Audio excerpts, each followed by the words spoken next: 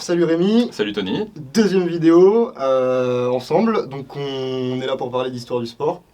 J'aurais aimé, s'il te plaît, que tu me parles un petit peu des histoires musclées et de comment tu trouves tes sources pour les histoires musclées. Alors, pour les histoires musclées, c'est très très simple. Tous les éléments de réponse sont justement à côté de nous. Je suis passionné, comme on en avait parlé dans la première vidéo, par l'histoire depuis que je suis tout petit. Donc ça a commencé avec toutes sortes de médias assez variés, que ce soit les dessins animés, les films, tous ces trucs-là. J'ai toujours été attiré par cet imaginaire, par cette image, par tout ce qu'il y avait là-dedans. Les jeux vidéo, du Age of Empires, un truc qui m'a beaucoup intéressé à l'histoire quand j'étais petit. Même si j'étais très mauvais et je comprenais pas trop ce que je faisais, comme beaucoup de personnes. Carrément. Et donc en grandissant, je me suis beaucoup intéressé à la matière. Même si j'ai fait S, j'ai toujours été dans le scientifique, c'est tout de même quelque chose qui m'intéressait beaucoup. Surtout pour l'Antiquité au sens large et le Moyen-Âge. Donc pour ce qui est d'histoire musclée, ça rejoint mes deux passions. On a le côté sport et le côté histoire. Sachant que c'est quelque chose que je dis souvent, c'est que le corps, c'est quelque chose qu'on a en commun avec nos ancêtres, que l'espèce humaine a toujours eu, et dans toutes les cultures, tu le retrouves. Donc c'est assez facile au final de retrouver des sources, même si parfois il faut aller dans des choses assez générales. Typiquement, là on a un livre sur Sparte, donc citer des arts, des armes et des lois.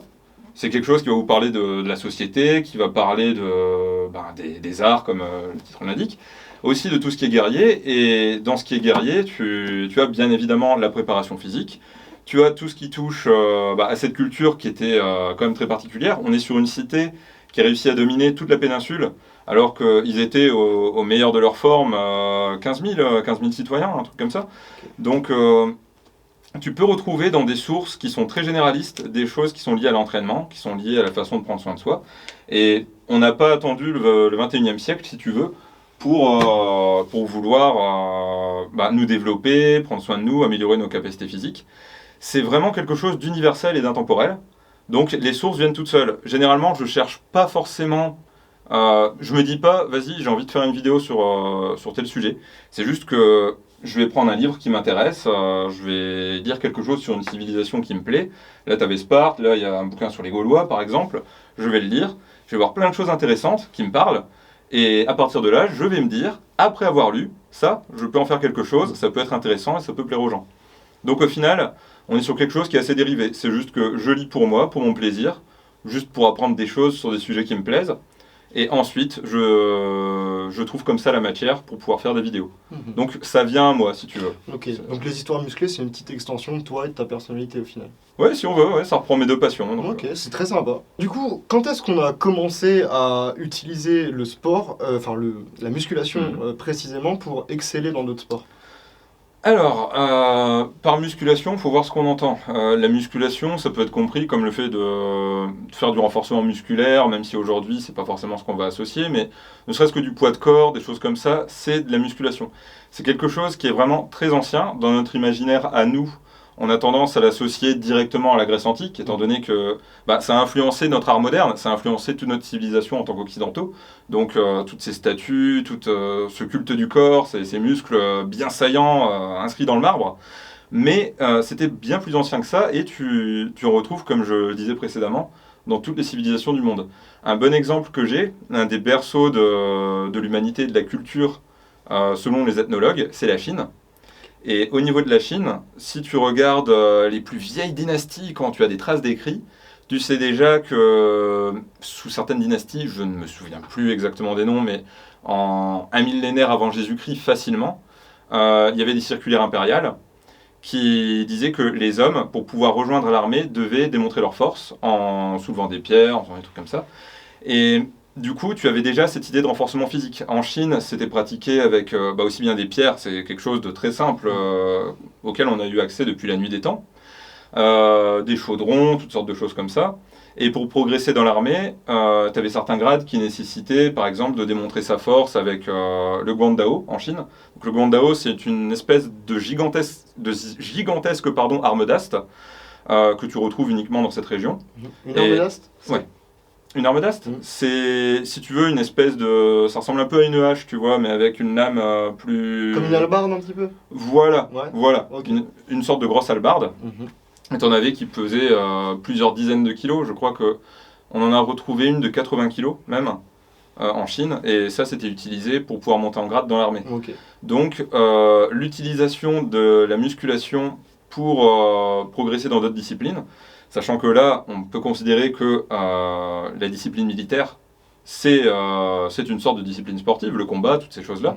C'est quelque chose qui est immémorial.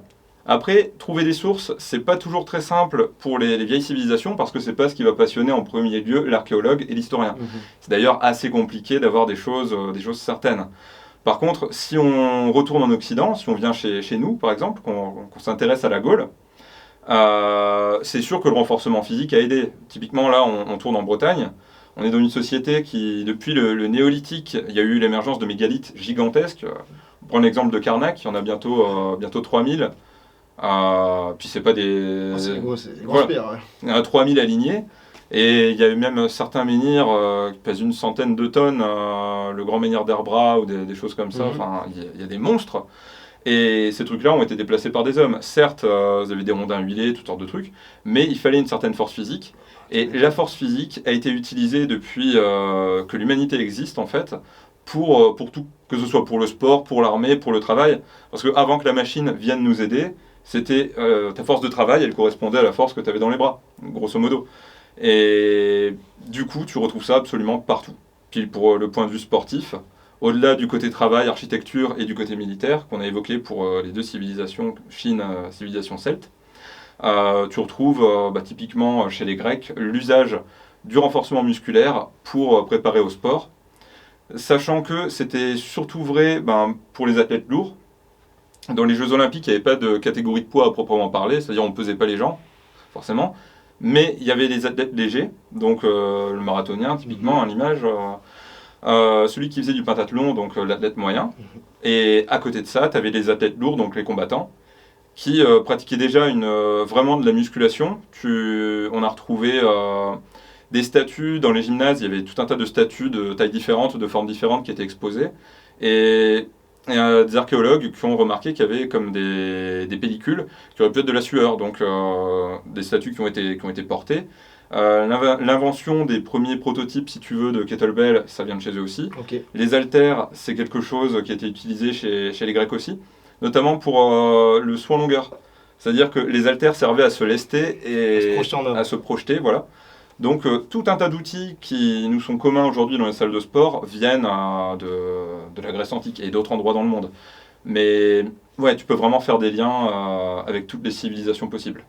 Sachant que malheureusement, on a perdu beaucoup de choses pour d'autres civilisations. Je te parlais des Celtes et du néolithique. C'était pas les Celtes au néolithique qui habitaient ici. Une civilisation à part. Mais après, quand les Celtes sont arrivés, au cours de la première moitié du premier millénaire avant Jésus-Christ, tu as eu une civilisation qui a beaucoup échangé avec les Grecs et les Romains, et qui était également très sportive. Les Celtes, c'était un peuple de guerriers. Sur les champs de bataille, ils mettaient les guerriers les mieux faits. Il y avait les guerriers nus chez les Gaulois. Donc ceux que tu mettais en première ligne, c'était les plus beaux, les mieux foutus. Et c'était clairement le physique qui jouait. Ouais. Sachant qu'il y a eu des travaux d'historiens, enfin ça c'est des écrits de Romains, hein, tu as des comptes rendus de bataille avec tous les mecs musclés, chevelus qui se mettent à gueuler au premier rang, ça doit être pas mal. Mais tu as des historiens comme typiquement Jean-Louis Bruno, qui ont mis en avant le fait que sur des champs de bataille, ils ont découvert donc tout un tas de restes de combattants. Et autant du côté méditerranéen, on était sur du classique petit romain d'un mètre 65, voilà. Et chez les Gaulois, on découvre qu'il y a déjà plus de 2 millénaires, tu avais des hommes qui faisaient ma taille, qui faisaient bientôt 1m90, c'était pas si rare que ça, et ils étaient tous musclés, aucune trace d'arthrose, que dalle. Et en fait, la société gauloise était répartie entre les guerriers, les clercs, si tu veux, et le tiers état, si on peut dire, enfin les paysans, les gens qui travaillent. Et les gens qui combattaient, qui étaient la noblesse de l'époque, faisaient du sport tout le temps. Donc tu avais ce côté entraînement qui servait là aussi pour la guerre, et puis pour des activités diverses sur le côté.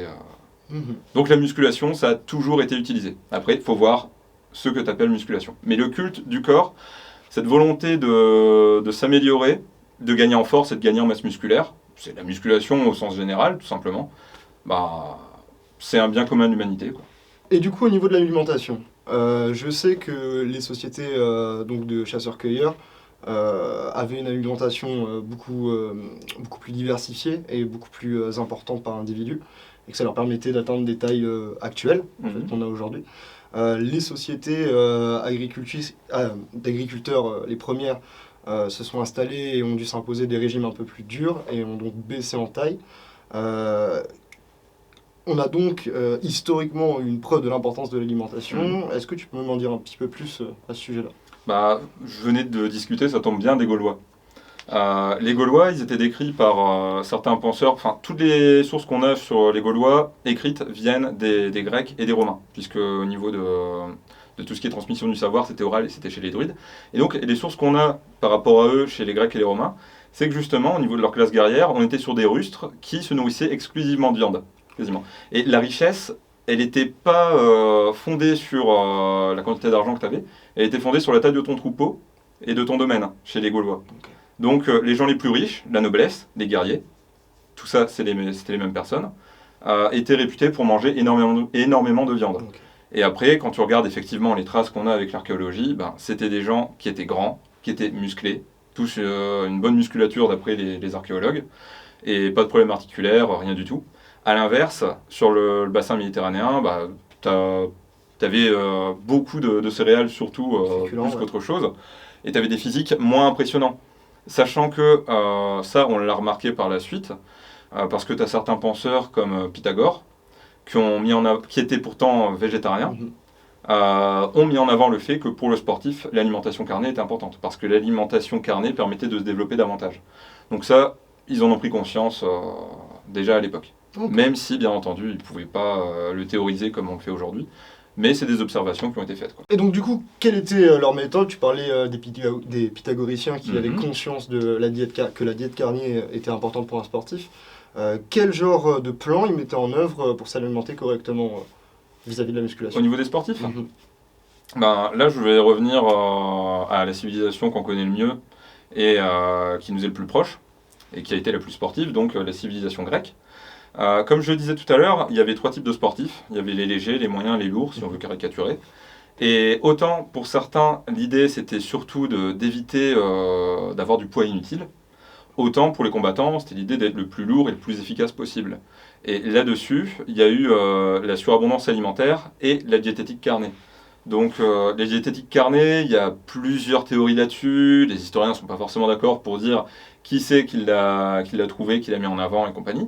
Mais ce qu'on retrouve, c'est que, comme je le disais, c'était Pythagore qui, malgré le fait qu'il soit chef de la secte pythagoricienne, donc secte au sens gréco-romain, on n'était pas sur quelque chose de religieux, c'était philosophique. Pour eux, fallait éviter la viande, notamment tous les animaux qui étaient utiles, qui pouvaient servir pour d'autres choses. Et il a découvert en observant les athlètes, lui-même était athlète, il avait été champion de pugilat, Pythagore, champion olympique. En observant certains coureurs, il a remarqué que en les soumettant à une alimentation carnée, tu obtenais davantage de résultats, tu obtenais davantage de muscles. Et ironie de la chose, son gendre, c'est Milon de Crotone. Milon de Crotone qui est la superstar, le plus grand athlète de toute l'Antiquité, qui a multiplié les titres olympiques, qui a tout gagné. En lutte, il a été invaincu. Il a juste été battu une fois à l'aube de la retraite par un pancratiaste, en pancrace, donc c'était même pas son sport de prédilection. Mais c'était vraiment la superstar, le Teddy Riner x1000 de l'époque, si tu veux. Et donc, lui, l'alimentation carnée, ça faisait partie de son quotidien. On a eu des chiffres par rapport à la façon dont il se nourrissait. Et on est sur des choses qui sont assez aberrantes. Hein. Plusieurs kilos de viande par jour. Est-ce que tu penses mais que ça, c'est pas pour Milon de Crotone. Okay. Ça, c'est pour le lutteur lambda. C'est-à-dire que c'est quelque chose qu'on retrouve au Japon, mais on en parlera après. C'est que pour les combattants, ils mangeaient énormément de pain, énormément de viande, mais des kilos par jour. Ils en faisaient des Saint-Bernard, hein, si on veut, et du vin. Okay. Donc ça, c'était l'alimentation du sportif. Donc c'est cool, hein, c'est pas forcément. c'est sympathique. Et du coup, ça provoquait beaucoup de personnes qui avaient pas mal de gras, mais après, avec le bon entraînement et la bonne génétique aidant, tu pouvais te retrouver avec des phénomènes, par exemple Mignon de Crotone. On n'a pas eu malheureusement de statue de lui qui nous est parvenu parce que ça a été détruit, mais on a eu des descriptions des statues de lui et des descriptions du personnage, et on sait que il faisait plus d'1,90 m, il était énorme. Je crois qu'il a été comparé à l'Hercule Farnèse au niveau de la stature. Donc l'Hercule Farnèse, C'est une statue très connue. c'est Ouais. gigantesque, hein. C'est un physique de culturiste, très clairement. Mais bien sûr, bon, il était forcément plus gras que ça. Dans tous les cas, on sait que c'était un bonhomme énorme. Donc l'alimentation, elle a beaucoup joué là-dessus. Le problème que les Grecs ils avaient, c'est que le sportif lourd était mal vu parce qu'il n'était pas dans la mesure. C'est-à-dire que les Grecs, ils avaient cette idée de cosmos. Le cosmos, c'est l'équilibre. C'est-à-dire que toute chose dans l'univers, elle est faite pour être à sa place. Faut pas trop, faut pas assez, faut vraiment tout équilibrer. Donc vraiment une idée d'organisation générale de la société et des individus autour de l'équilibre. Or, la maigreur, c'était mal vu, et le surpoids, c'était mal vu. On en revient à la première vidéo qu'on a fait sur la grossophobie. Tout à fait. Et le problème qu'avaient beaucoup de philosophes et de penseurs avec les sportifs, c'est que ça provoquait une prise de masse incontrôlée. C'est-à-dire qu'on en parlait tout à l'heure, des kilos de viande, du pain, du vin. Pour certains individus qui s'entraînaient très bien, ça a pu donner des bons résultats, comme on a dit, mais dans beaucoup de cas, ça te faisait des grusclés, comme je dirais. Donc, ouais, t'es sur l'intermédiaire. Des strongman, quoi. Il y a notamment un athlète très connu, j'en ai déjà parlé dans une vidéo, Dioxypos, qui était un pancratiaste, qui était un suivant d'Alexandre le Grand, et qui était décrit par certains historiens, je ne sais plus qui c'est qui l'avait décrit, mais c'était assez drôle, comme une boule de graisse inutile. Ok. Alors qu'on parle de quelqu'un qui a été champion olympique. Donc c'était assez anarchique au niveau de l'alimentation des sportifs. Si tu regardes dans d'autres civilisations, on va reprendre nos exemples de tout à l'heure, on va aller en Gaule. On n'a pas beaucoup d'infos, mais on sait que le physique devait rester harmonieux, c'est-à-dire qu'il y avait une pratique gauloise, il y avait une ceinture étalon qui consistait à mesurer le tour de taille des jeunes combattants, des guerriers. Et si tu dépassais le tour de taille admis, tu étais puni très sévèrement. Okay. Donc là-dessus, ils mangeaient beaucoup de viande, mais c'était plus contrôlé que chez les Grecs, où chez les Grecs, c'était vraiment la recherche de la performance, tu vois. La performance naturelle, qui passait par, du coup, être plus lourd, être plus costaud. Du coup, ce standard, il était basé sur quoi? C'était complètement arbitraire ou il y avait... C'était sportif. C'était simplement sportif, parce que t'as pas de catégorie de poids, donc si tu arrives à peser, je sais pas, 120 kg sans être obèse, enfin sans être une boule de graisse, c'est à ton avantage, quoi. Voilà, tu seras forcément plus fort que le type qui fait 100 kg. Donc c'était juste ça. Chez les Gaulois, tu avais donc ça qui était un petit peu réduit. Et on avait parlé de l'Asie tout à l'heure, je te parlais du Japon. Là, on a l'exemple du sumotori, où pareil, c'était manger, manger, manger, manger. En fait, l'alimentation, c'était vu comme un entraînement pour le sportif grec, pour le lutteur, et c'était exactement pareil pour le sumotori, ça l'est toujours. C'est-à-dire que l'idée, c'est de se nourrir, se nourrir, se nourrir, pour pouvoir être plus performant.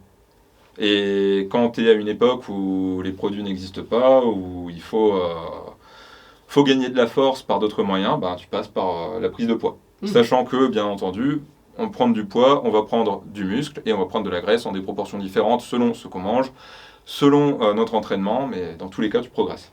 Donc tu parlais de l'Hercule Farnèse, c'est ça? Ouais. Tout à l'heure. Donc du coup, au niveau de ces statues-là, c'est assez intéressant. Je crois que du coup, tu avais conclu dans une vidéo qu'ils avaient probablement transposé la sèche des petits sur les physiques des gros. Donc du coup, est-ce que ça, c'est aussi en rapport avec l'équilibre et le cosmos grec?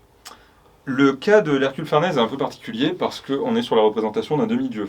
La beauté, on dit aujourd'hui qu'on est dans une société qui est, qui attache beaucoup d'importance à des choses physiques, qui est très attachée au visuel. Mais dans l'Antiquité, c'était 15 fois pire. Et chez les Grecs, il y avait vraiment un traitement particulier dans le sens où les critères de beauté physique, ou les critères de laideur même, étaient attachés à une caractéristique morale. C'est-à-dire que si, imaginons, tu étais chauve, tu étais impuissant sexuellement. Si tu avais un gros sexe au repos, tu étais un animal. Oui, tu pouvais pas contrôler ton côté. Si tu étais étroit d'épaule, tu étais pleutre. tu avais vraiment des choses comme ça qui reliaient C'est physique. presque de la phrénologie, quoi. Oui, voilà. Et du coup, les dieux, ils représentaient la beauté suprême. C'est-à-dire que même le plus laid des dieux, je ne me souviens plus de la citation, mais il y a un penseur grec qui disait que le plus beau des singes sera toujours laid face au plus laid des hommes, et le plus beau des hommes sera toujours laid face au plus laid des dieux. Donc même Héphaïstos, qui est le dieu forgeron, qui est infirme, qui est pas beau du tout, eh ben ça reste un super beau gosse pour nous, tu vois. Donc là, quand les sculpteurs représentaient un dieu ou un demi-dieu, il avait des caractéristiques divines. Donc Hercule, c'est la perfection. C'est sûr que là, tu regardes Hercule Farnèse, c'est des dimensions de culturiste, il est sec, il est énormément musclé, il est magnifique. Et ça, il ne pouvait pas l'avoir à l'époque, sauf à avoir quelqu'un qui était malade, qui avait de gros soucis génétiques. J'en ai discuté aussi, typiquement l'inhibition de la myostatine. Ouais. Les gens pourront regarder, la myostatine, c'est le gène qui limite la prise de muscle. Et certains bovins ne l'ont pas, et c'est pour ça qu'il y a des vaches qui sont super tankées. Et quelqu'un qui a ça aurait pu... Et ça pourrait pas être en rapport peut-être avec quelque chose comme de l'acromégalie ou quelque chose comme ça? Si, tu peux avoir des choses comme ça aussi, hein, mais pour atteindre un physique pareil, c'était clairement pas la norme. En ça, les gens qui disent qu'il faut pacifier ont raison. Si on veut regarder des proportions plus réalistes des athlètes qu'on a pu avoir à l'époque, il y a le Doryphore. Le Doryphore, c'est la statue qui représente le canon. Le canon, ça vient d'un sculpteur, Polyclète, qui a établi les critères de beauté.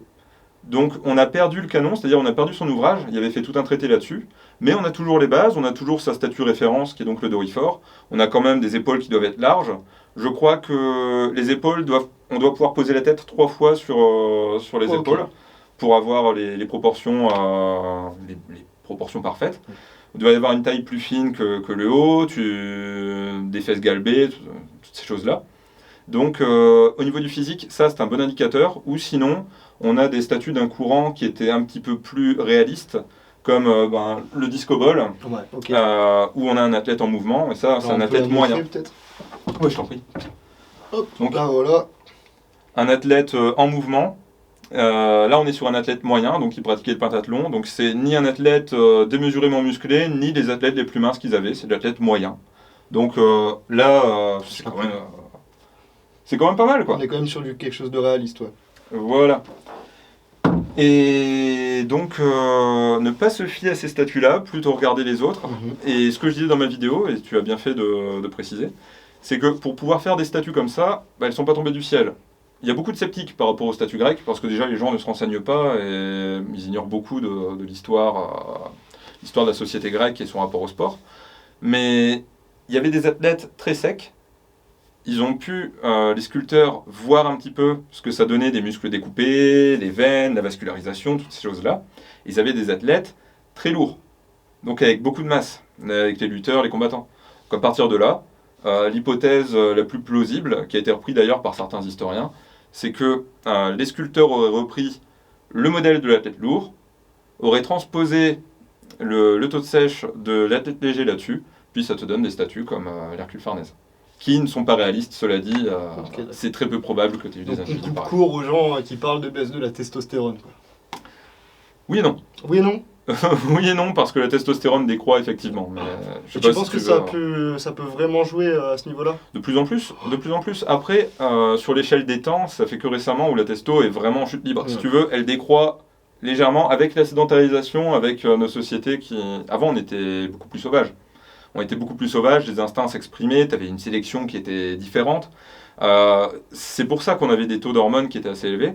Et ce qui a été prouvé par rapport à la craniologie et par rapport à certaines matières qui étudient donc les os, toutes ces choses-là, c'est qu'on a de moins en moins de traits chez les hommes, de traits virils, de traits masculins au niveau du squelette, en moyenne, avec l'avancée des temps.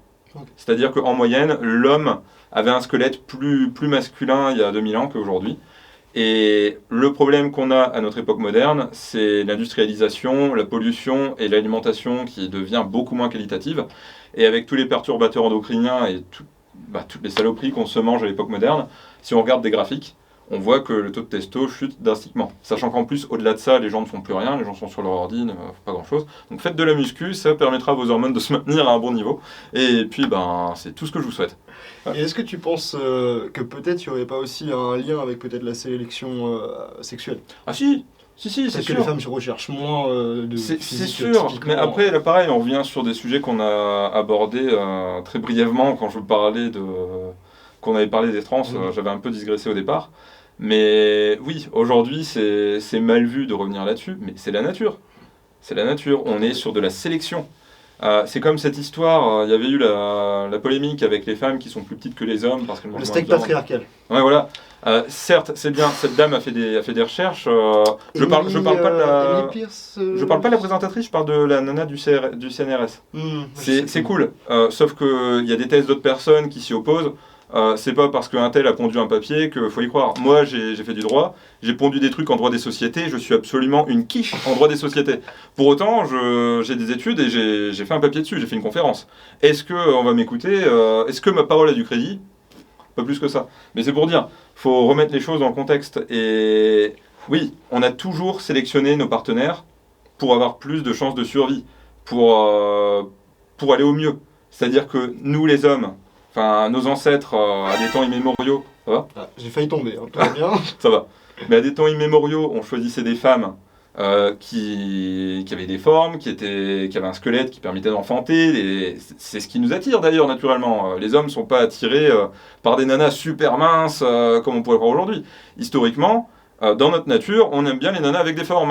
Ça, c'est... Je digresse encore. Non, mais on est sur de la psychologie évolutionnaire. Voilà. C'est tout à fait Mais logique. c'est la société qui nous dit que ouais, c'est pas bien les nanas avec un peu de gras. Mais les hommes, on aime ça. C'est notre nature. C'est clair et net. Ça a toujours été ça. Pourquoi ? Parce que ça implique plus de chances de pouvoir... Passer ses gènes Voilà. de façon Et correcte. au niveau des hommes, pareil, on a été sélectionné là-dessus. De toute façon, tu regardes toutes les sociétés, on parlait de la force, de toutes ces choses-là. C'était nécessaire dans toutes les sociétés, parce qu'il y a 3 types de pouvoirs. Je ne vais pas rentrer là-dedans, parce qu'on va partir dans des choses très compliquées. Mais le pouvoir originel, la forme la plus simple, c'est juste la sélection du meilleur. Et le meilleur, c'était le plus fort. Avant, les chefs, c'était les plus forts. Survivor Ensuite, of the il y a le fittest. pouvoir charismatique, où tu vas avoir un type phénoménal qui va arriver. Napoléon, un exemple, le type il sort de nulle part, paf, il arrive à une situation incroyable. Et puis après, tu as le pouvoir traditionnel, où là tu vas avoir quelque chose de législatif, où tu vas élire un président, ou alors le pouvoir qui va se transmettre d'individu en individu, comme avec de la monarchie. Mais au départ, c'était de la sélection. C'était pareil pour le sexe. Et en ça, oui. Aujourd'hui, on est dans une société qui est beaucoup moins violente, qui est beaucoup plus chill. Et du coup, ça diminue. Mais ça, c'est avec la sédentarisation. Puis après, il y a eu le pouvoir. Le fait de moins sélectionner les individus selon le physique, ça ne date pas d'aujourd'hui, puisque, on en a parlé, mais d'une puissance physique au départ, on est passé sur quelque chose d'économique, sur de l'influence, et après, c'est la personne la plus influente qui va avoir. C'est pareil aujourd'hui.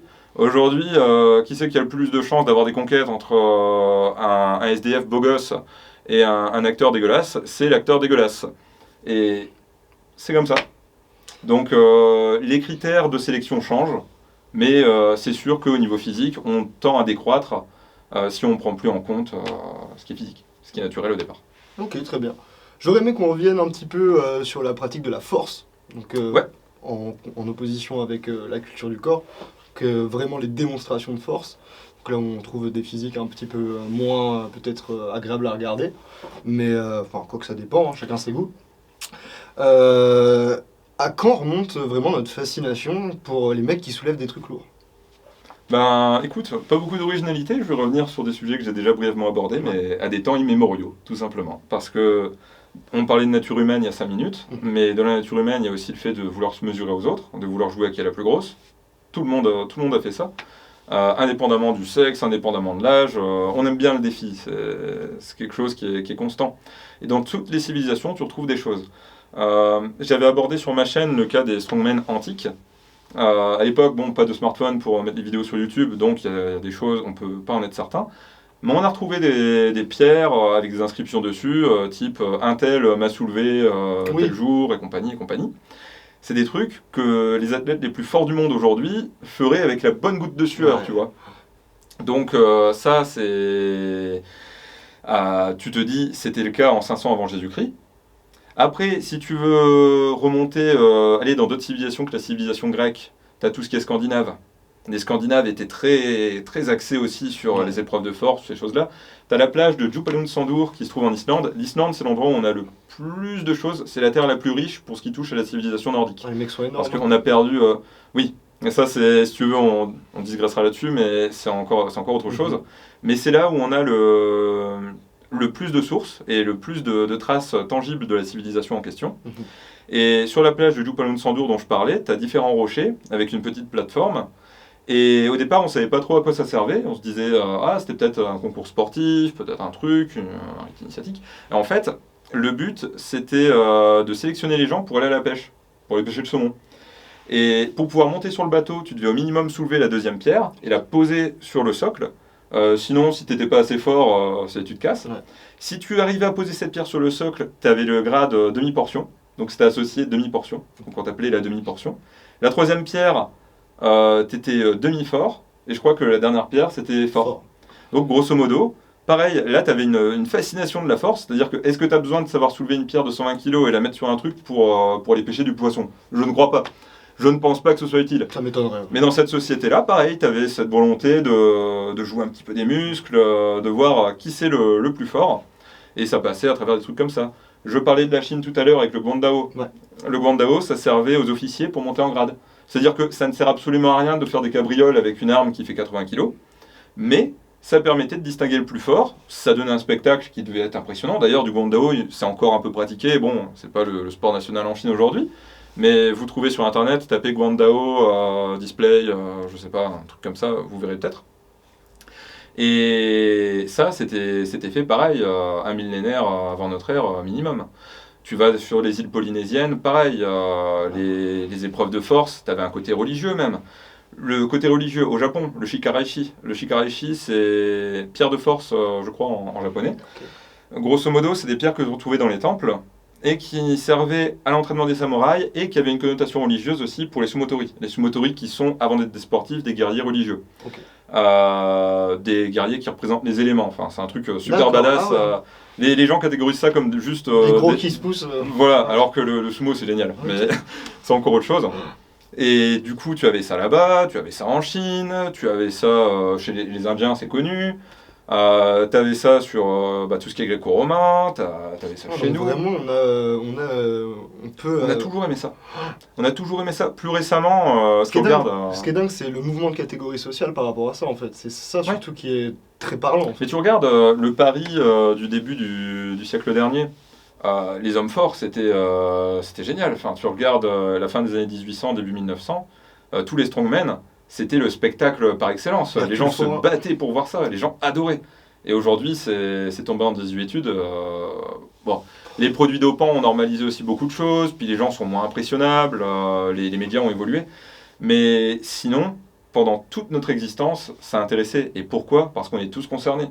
Et comme je le disais, la force physique était encore plus impressionnante auparavant, parce que ça nous touchait tous, et c'était plus important, dans le sens où, pour subsister, pour gagner ta vie, quand tu étais un paysan ou quand tu étais dans le milieu rural, c'était la force qui jouait. Il suffit de voir les jeux traditionnels, que ce soit en Bretagne, que ce soit dans les Pays Basques, c'est tous des jeux à base de force, on va soulever des enclumes, on va balancer des trucs, tout était lié à ça.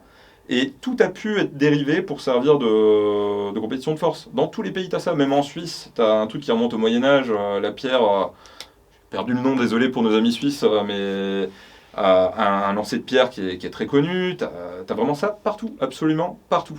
Comme avant, tu n'avais pas tous ces moyens de te distraire, tu te distrayais avec des choses qui étaient plus concrètes, qui étaient plus proches de toi, et en l'occurrence, le corps, la force physique, c'est quelque chose qui parle à tout le monde, parce que on est bien conscient de ce qu'on peut faire, et c'est toujours impressionnant de voir quelqu'un qui est comme nous faire beaucoup plus. Surtout à une époque où le produit dopant n'existait pas. Parce qu'aujourd'hui, je dis petite parenthèse, mais moi je suis beaucoup moins... J'adore le strongman, c'est la discipline que je préfère dans tout ce qui touche à la muscu au sens général, c'est-à-dire le culturisme, à part Arnold et Ronnie Coleman, j'ai jamais été très fan. Le powerlifting, je trouve ça chiant, désolé. Et le strongman, par contre, je kiffe. Mais on n'a pas les mêmes repères qu'avant, dans le sens où pour moi, ces gars-là, c'est pas des êtres humains. Parce qu'ils se chargent avec Enfin, ils ont plus de chimie dans le sang que de sang. Enfin, ils ont des grammes de sang dans les produits chimiques, si vous voulez. C'est des putains d'usines. Du coup, tu peux pas te comparer. Mais à l'époque, enfin, c'était juste des Hercules, quoi. C'est des gens comme toi et moi. On est exactement pareil. Ils mangent les mêmes trucs, mais ils sont incroyables. Et c'est ça, je pense, qui fait que les gens ont été passionnés par la force depuis toujours. Aujourd'hui, vu que notre rapport au sport évolue beaucoup, c'est différent. Je pense pas que ça redeviendra comme avant, parce que c'est la société qui évolue.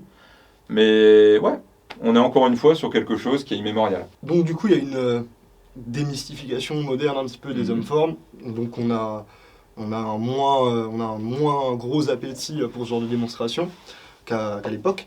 Il y a eu dans l'histoire d'autres moments où on s'est un peu détourné de la culture du corps, là pour le coup, en distinction avec la force. Ouais. Donc notamment via la chrétienté au Moyen-Âge.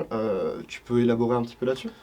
Bah, ces raisons-là sont politiques. Après, de façon très générale, le sport, là on parle du culte du corps, comme quoi c'était mieux vu et compagnie, ça n'a jamais été tout blanc ou tout noir. C'est-à-dire il y a toujours eu des opposants, il y a toujours eu des gens pour. C'est le ratio qui s'est inversé. Et effectivement, avec l'arrivée de la chrétienté, entre l'Antiquité et le Haut Moyen-Âge, il y a eu de grosses différences dans le sens où on est passé d'une religion polythéiste très axée sur le physique, avec beaucoup de choses montrées, d'art autour, à un monothéisme qui a beaucoup souffert, parce que ça n'échappe à personne. Il y a eu tous les martyrs, la religion catholique a eu beaucoup de mal à s'imposer dans l'Empire au départ, ça s'est fait dans le sang, c'était très compliqué. Et une fois que les premiers empereurs se sont convertis au christianisme, il a fallu que le peuple se convertisse aussi. Il a fallu normaliser la religion qu'on allait voir se faire massacrer dans les arènes et qu'on détestait auparavant. Donc qu'est-ce qu'on a fait là-dessus ? On a voulu bannir tous les symboles de l'ancienne religion. Et au niveau de l'ancienne religion, qu'est-ce qu'on a comme symbole ? On a, comme je l'ai dit, le corps, puisque les dieux étaient représentés dans le plus simple appareil la plupart du temps, et bien musculeux, bien en forme, tout beau, tout ce que tu veux. Le sport était pratiqué nu, le sport avait une connotation religieuse, les Jeux Olympiques étaient dédiés à Hercule. Qu'est-ce que je raconte ? Fondés par Hercule, mais dédiés à Zeus. Tous les autres jeux étaient liés à une divinité X ou Y, et donc tout ce qui touchait au corps et au sport, c'était lié à la religion païenne. Donc tout ça, il a fallu l'abolir. Pareil, un autre endroit où on avait des démonstrations de force, où on montrait des physiques agréables, même si certains étaient pas mal gras, c'est tout ce qui touche à la gladiature. La gladiature, ça a bien entendu été aboli avant, non sans résistance d'ailleurs, ça a été aboli avant les Jeux Olympiques. Mais tous les symboles, on a voulu les détruire. Et à partir de là, quand on est arrivé au Moyen-Âge, au niveau des représentations, on avait perdu cet art déjà gréco-romain, on montrait plus le corps nu, tout était habillé. On est sur des personnages qui étaient beaucoup moins réalistes qu'auparavant, c'est-à-dire on regarde des peintures, on regarde les quelques sculptures qu'on a, des personnages vraiment très filiformes, les saints, les représentations de saints, le Christ décharné, toutes ces choses-là. Et ça, c'était tout simplement pour la transition, je pense, parce qu'au final, quand on regarde le message du Christ, etc. Enfin, on n'est pas sur ne prends pas soin de toi, et voilà, pas du tout. C'était simplement politique. Et la preuve, c'est qu'au final, dans les premières résurgences de cette idée gréco-romaine, de cette idée antique, d'apprécier le corps, de vouloir le mettre en avant, de le développer et d'en faire quelque chose, on a eu beaucoup de clercs au final. C'est-à-dire que le clergé était très très divisé là-dessus. Autant pour certains, le corps c'était un fardeau, c'est ce que tu te transportes sur Terre, c'est ce qui salit ton âme, c'est l'objet de tous les vices, c'est pas bien, tu vois. Cette idée... C'est la connexion à l'Immaculée Conception, quoi. Voilà, à la transmission du péché. Oui. C'est une enveloppe charnelle, quand tu vas t'en débarrasser, tu seras super content. Voilà, c'est pas bien. Et à l'inverse, pour d'autres clercs, le corps, prendre soin de son corps, permettait de reposer l'esprit, ça permettait de mieux te connecter avec Dieu, ça permettait de te développer autrement, en fait. Et quand tu regardes le mode de vie monastique, tu as eu énormément d'hommes forts, entre guillemets, chez les moines. Il y a quelques histoires comme ça. Jonas de Bobbio, je crois, c'est à vérifier. Là, c'est de mémoire que je te sors des noms. Mais qui était un moine, justement, qui soulevaient, selon les chroniqueurs du Moyen-Âge, Enfin, ils travaillaient, ils faisaient du bûcheronnage, ils te prenaient des troncs énormes alors qu'il était déjà vieux. Enfin, les moines, les clercs faisaient des trucs de ouf, dans le sens où ils avaient un mode de vie, où au final ils faisaient un petit peu de sport, mais pas directement avec l'exercice. Voilà, au final, c'est une forme de musculation aussi. Clairement. Puis ils priaient, ils mangeaient, et puis voilà. Donc, tu as eu beaucoup de personnes là-dessus. Après, tu as saint Thomas d'Aquin, qui a permis pas mal d'avancer également là-dessus, qui a cherché à déringardiser, entre guillemets, le sport, à le remettre en avant. Au niveau de l'art, tu remarques que ça s'est progressivement déshabillé avec l'évolution des mœurs. En fait, c'est comme tout, quand tu as un événement traumatisant qui arrive, tu vas avoir de lourds impacts, puis au fil du temps, ça s'amenuise. Donc les gens ont un petit peu oublié ce qui s'est passé avec l'arrivée de la chrétienté. Ils ont un peu oublié que les chrétiens ont été martyrisés dans une société qui était très culte du corps, très axée là-dessus. Et puis du coup, on revient à notre véritable nature. Et le corps humain, comme je disais, c'est tellement indispensable que ça finit par revenir. Et une autre preuve aussi, je termine juste dessus, c'est que tu as même certaines figures religieuses qui ont été assimilées à des symboles de force. Par exemple, Saint Samson chez les Bretons, qui a été comparé au Samson de l'Ancien Testament. Donc, le Samson de l'Ancien Testament, je compare souvent certaines personnes ne comprennent pas, mais c'est l'équivalent d'Hercule, grosso modo. Un peu, ouais, c'est un peu ça. Le personnage n'a rien à voir, mais au niveau du symbole de force et de ce qu'il représente. C'est au niveau de l'image, de l'imagerie. Voilà, ouais, on retombe là-dessus.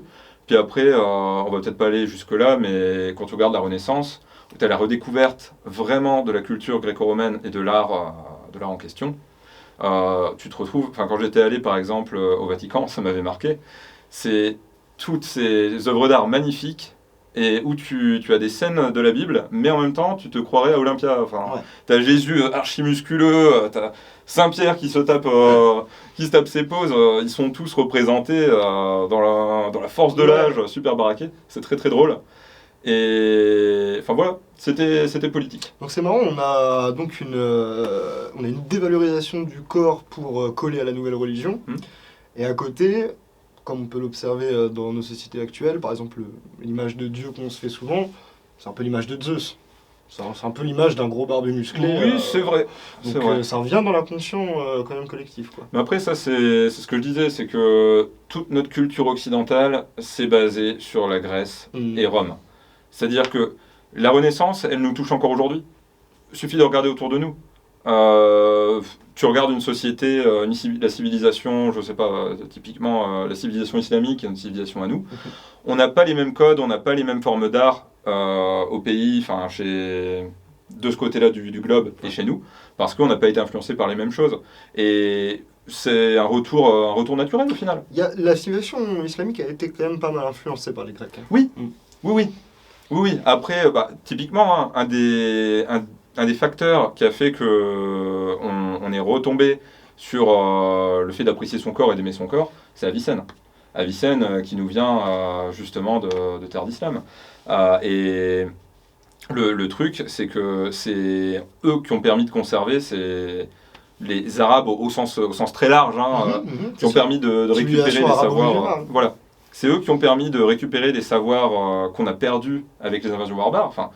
C'est pour ça qu'aujourd'hui on n'a plus grand-chose, tout a brûlé, tout a été perdu avec le déclin de l'Empire romain d'Occident. Et on a récupéré énormément de choses, les Arabes ont récupéré plein de choses, nous ensuite au Moyen-Âge on les a traduites, et c'est comme ça qu'on a retrouvé pas mal de trucs. Le canon d'Avicenne au niveau de la médecine, ça a tout changé. Ça a tout changé au niveau de notre connaissance. Nous, on avait... Alors, est-ce que tu peux développer un petit peu au niveau du canon? Sur le canon. Il a repris les écrits de tous les principaux médecins qu'on avait dans l'Antiquité. Typiquement, que ce soit les savoirs de Galien, les savoirs d'Hippocrate. Il a tout compilé dans un seul et même ouvrage. Il a compilé également les connaissances de médecins du monde arabo-musulman. Et il a fait une sorte d'encyclopédie de médecine, la première, un volume énorme qui reprenait tout.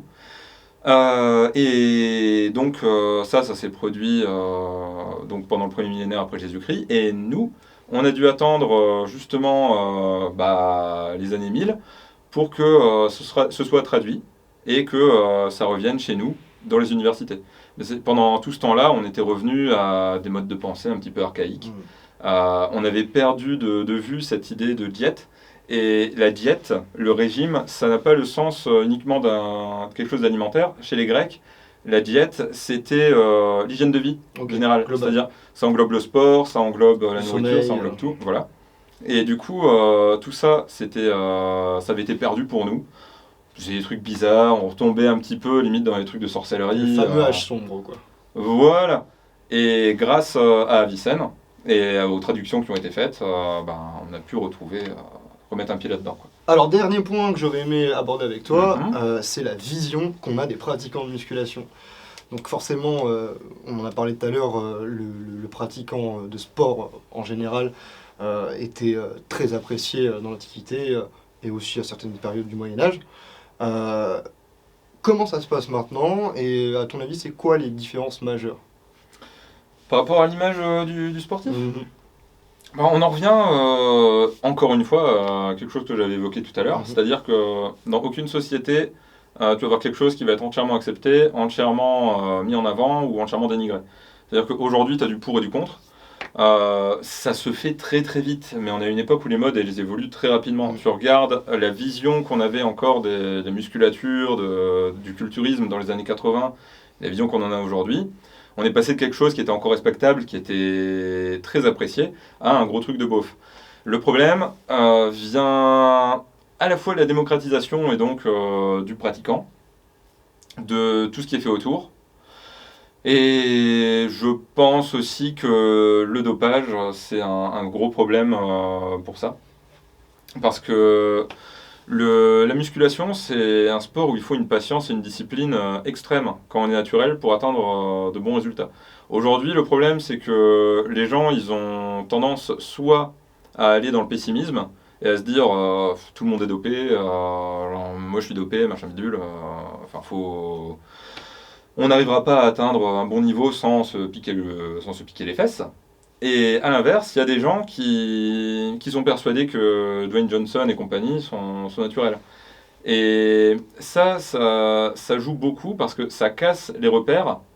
Et être en forme, être en bonne santé, avoir un physique agréable, ça passe pour quelque chose de facile, avec les réseaux sociaux aussi.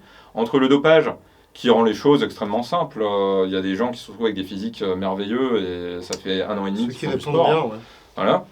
Et puis les réseaux sociaux, c'est un peu une plaie, parce que quand on va dessus, les gens montrent que ce qu'ils veulent montrer. L'illusion, c'est la spécialité de beaucoup de personnes.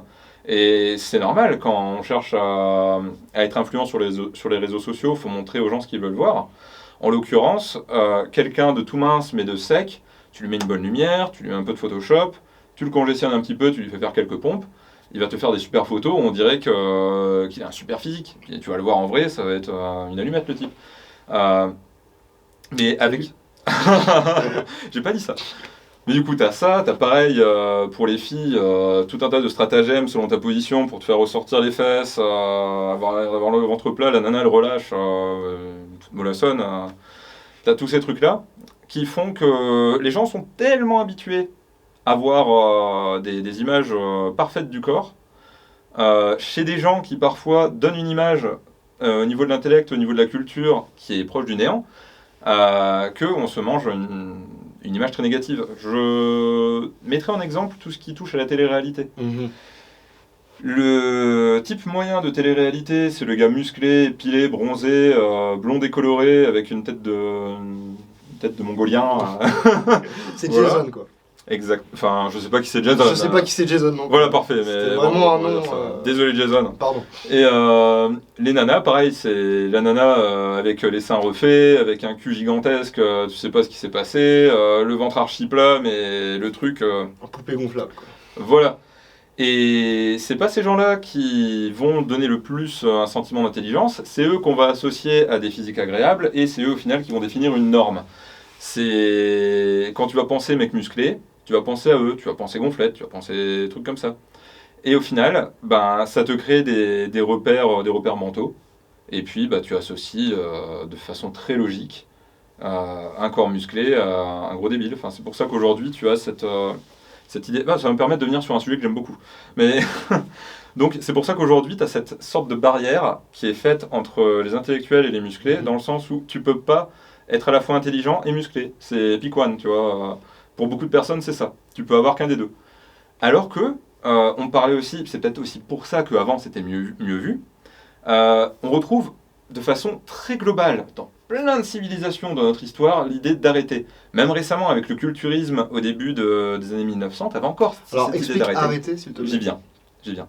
L'arrêter, c'est un concept grec qui vise la perfection. Grosso modo, c'est de façon très simple l'idée d'exceller dans tous les domaines, c'est-à-dire dans le physique et au niveau du mental. Mens sana in corpore sano, si on veut. Qui a été repris par Coubertin d'ailleurs avec les nouveaux Jeux Olympiques. Et du coup, c'est cette idée que tu ne peux pas développer l'un sans développer l'autre. Si tu prends soin de toi, tu vas prendre soin de ce que tu as là-dedans et tu vas prendre soin de ton corps en général. Chez les Grecs, le gymnase, c'était un endroit où tu t'entraînais et un endroit où tu apprenais. C'est-à-dire que la formation du citoyen libre, la formation de l'homme qui n'était pas esclave, elle avait lieu là-dedans. C'est-à-dire que tu avais des palestres, il y avait un espace clos, couvert, toutes ces colonnes, les gens qui s'entraînent au milieu, qui font leur sport, qui s'entraînent à la lutte, à lancer le disque, qui sont avec leurs haltères, qui font tout un tas d'activités différentes. Et sur le côté, dans les allées, il y avait les philosophes qui marchaient. Et l'éducation grecque, c'était ça, c'est que tu étais avec ton maître, tu étais avec les autres, tu discutais, tu apprenais. Et les gymnases, le gymnasium était un endroit où tu travaillais ton corps et où tu travaillais ton esprit. Et les deux étaient regroupés, les deux ne faisaient qu'un. C'est grosso modo, on va dire, l'idée de l'école où tu vas faire de l'EPS et compagnie, sauf que la part de l'EPS est ridicule par rapport À la part scolaire voilà. classique. Voilà, c'est ça. Puis, bon, faire du sport, c'est pas toujours une partie de plaisir pour beaucoup de personnes Oui, c'est aujourd'hui. vrai. Après, c'est peut-être la façon de l'aborder. Oui, très, très probablement. Mais beaucoup de choses sont mal faites, on va pas refaire l'éducation nationale ici. Mais tu avais ça chez eux, tu le retrouves dans toutes les autres civilisations, n'importe quelle civilisation. Enfin, j'aime bien aller sur des extrêmes, parce que en ethnologie, il y a un courant qui veut qu'il y ait deux centres de culture. J'avais parlé tout à l'heure de la Chine, le deuxième c'est l'Égypte. L'Égypte qui a déteint sur la Grèce, etc. Et tu regardes du côté asiatique, c'était exactement pareil. Typiquement au Japon, le samouraï devait exceller à la fois en calligraphie, au sabre, dans tout un tas de... On parlait de voix pour le Japon, c'est encore... Oui, c'est la voix du guerrier, mais après, c'est une façon de penser qui est très asiatique, qui est très collée au Japon, c'est-à-dire que tu vas commencer quelque chose pour exceller, mais tu vas pas forcément voir l'utilitaire. Ça, c'est le côté utilitaire, le côté j'ai besoin de récompense, c'est plus occidental. C'est pour ça les ceintures dans les sports de combat. T'as pas de ceinture de couleur dans les arts martiaux normalement. Ça, c'est notre délire à nous, parce que l'occidental a besoin de voir son... Oh, super, je suis jaune. Oh, super, je suis orange. Okay. Tandis qu'en Asie, c'est juste ta ceinture, elle noircissait avec le temps, et puis quand t'avais pratiqué depuis 20 ans, voilà. Mais, ouais. Avant, t'avais, pour revenir dessus et clore, c'est que tu avais le physique, l'intellect, qui ne faisait qu'un, qui devait être développé ensemble. Et aujourd'hui, on a perdu cette notion, on cloisonne tout. Et c'est pour ça que tu te retrouves avec tous ces stéréotypes, tout dans les muscles, rien dans la tête, etc. etc. Et aujourd'hui, c'est très présent. Okay. C'est très très présent et ça a du mal à partir. Même moi d'ailleurs, je pense que je suis pas crédible pour beaucoup de personnes au niveau historique. Juste parce que t'as un bon physique, quoi. C'est con.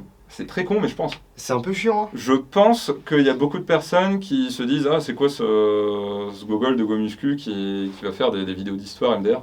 Littéralement, je pense que c'est ce que se disent certaines personnes, alors que, bon, moi je lis des livres, je ne vais pas faire du recopiage sur Wikipédia. Bon bah ça y est, on sait, il faut être gros pour faire des vidéos sur l'histoire. Absolument. Et donc du coup, est-ce qu'il y a des cultures aujourd'hui, actuellement, qui ne font pas cette distinction? Parce que dans le monde occidental, voilà, aux États-Unis ou en France, on a cette vision du nerd qui fait 20 kilos et du sportif qui en fait 120. Est-ce qu'il y a des civilisations aujourd'hui où c'est pas une dichotomie en fait? Alors, c'est une bonne question et là-dessus, j'ai pas de réponse aussi tranchée étant donné que c'est pas ma spécialité Mm. et que je vais pas dire des trucs que je ne sais pas. Mais si je dois donner mon avis et partir sur une hypothèse, je dirais que ça peut exister dans des sociétés qui sont peut-être moins modernisées que la nôtre. Parce que ce que je viens de donner là, c'est aussi un défaut de la modernité. C'est qu'on se compare, on a tous ces réseaux sociaux qui nous noient d'images archi idéalisées, archi stéréotypées dans l'esprit.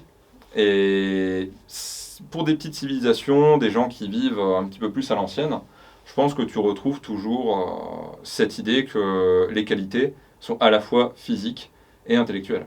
Parce que quand tu regardes, c'est aussi ça qui a permis le retour en grâce du corps au Moyen Âge. Et c'est quelque chose qui revient toujours. Ok, très bien. Bah écoute, je te remercie, Il n'y a pas de Rémi, quoi. alias Iron Quest. Allez tous vraiment voir sa chaîne. S'il y a une chaîne muscu Écoutez-le, il dit des trucs. qui mérite plus d'abonnés, c'est bien celle-là. Surtout, si vous avez envie de perdre du poids, que vous voulez pas être jugé et que vous voulez être avec quelqu'un de cohérent qui va pas vous mentir mais qui va pas vous malmener non plus, c'est ici que ça se passe. Que de compliments, je te remercie. Et ouais, je vous invite à passer voir si vous avez envie de quelque chose de différent. Bonne journée, salut! Salut!